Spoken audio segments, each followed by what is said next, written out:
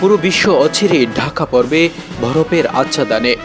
বাদ যাবে না একটি মহাদেশও। পরিবেশ ও জলবায়ুবিদরা বিশ্ব উষ্ণায়নকে দায়ী করছেন, কিন্তু এটা মনে রাখা গুরুত্বপূর্ণ যে পোলার ভর্টেক্সের প্রকোপ বৃদ্ধি পাওয়ার অর্থ এমনটা মোটেও নয় যে পৃথিবী শীতল হচ্ছে। 2019 সালের জানুয়ারির শেষ তুষার ঝড়ে বিধ্বস্ত আমেরিকা। তীব্র শৈত্যপ্রবাহে যুক্তরাষ্ট্রের মৃত্যু হয়েছিল 22 জনের। আমেরিকার বহু প্রদেশ বরফের চাদরে ঢাকা পড়েছিল। Dakota, Minnesota, Illinois, Iowa, Indiana, Michigan, New Hampshire, Wisconsin, New York এবং পেনসিলভেনিয়ায় তাপমাত্রা নেমেছিল হিমাঙ্কের অনেক নিচে। এমনকি উষ্ণ টেক্সাসেও ঠান্ডা হাওয়া বইছিল হু হু করে। এরপর 2023 সালের ফেব্রুয়ারি আমেরিকায় সতর্কতা জারি করে national oceanic and atmospheric administration. সতর্কতা ছিল সুমেরু উচ্চ বায়ুমণ্ডলীয় তাপমাত্রা হঠাৎ বদল নিয়ে। আর এর জন্য 2023-এর শেষের দিকে সুমেরুর প্রচণ্ড ঠান্ডা বাতাস শৈত্যপ্রবাহ রূপে আমেরিকা, কানাডা এবং ইউরোপ পর্যন্ত ছড়িয়ে যাবে প্রবল ঠান্ডা পর্বে। এর নেপথ্যে রয়েছে পোলার ভর্টেক্স, বাংলায় যাকে বলে মেরু ঘূর্ণাবর্ত। এটি দুই মেরুকে ঘিরে থাকা বিস্তীর্ণ অঞ্চলের নিম্নচাপ এবং ঠান্ডা হাওয়া। এটি গ্রীষ্মে দুর্বল এবং শীতে শক্তিশালী হয়। সুমেরুর হাড় কাঁপানো ঠান্ডা হাওয়া দক্ষিণমুখী হওয়ার ফলেই এই বিপজ্জনক পোলার ভর্টেক্স বা মেরু ঘূর্ণাবর্তের সৃষ্টি হয়। ভর্টেক্স শব্দের অর্থ ঘড়ির কাঁটার বিপরীতমুখী বায়ুপ্রবাহ, যা মেরু অঞ্চলে ঠান্ডা হাওয়া চলাচল বজায় রাখতে সাহায্য করে। উত্তর গোলার্ধে শীতের সময় মেরু আবর্ত আরও প্রসারিত হয় এবং দক্ষিণের দিকে দ্রুত গতিতে ঠান্ডা হাওয়ার স্রোত পাঠায়। শীতে এমনটা প্রায় রোজ হতে থাকলে আমেরিকায় মেরু বাতাসের প্রকোপ বাড়ে।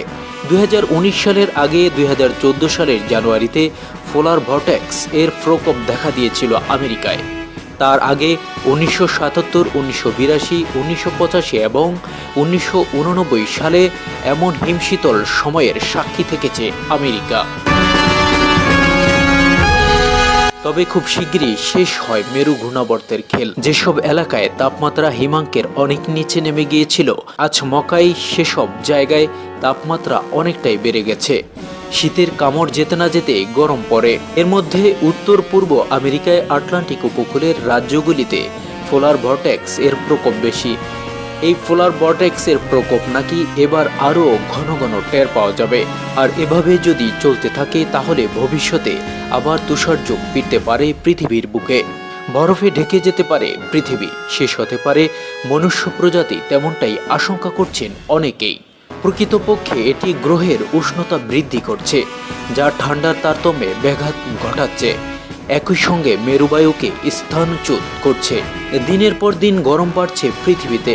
মেক্সিকান গরম হাওয়ার স্রোত কানাডিয়ান শীতল স্রোতের সঙ্গে মিলিত হয়ে উত্তর দক্ষিণ Carolina, Washington DC, Pennsylvania, New Jersey, New York ও মেইনের মতো রাজ্যগুলোতে প্রবল তুষারপাত ঘটাচ্ছে।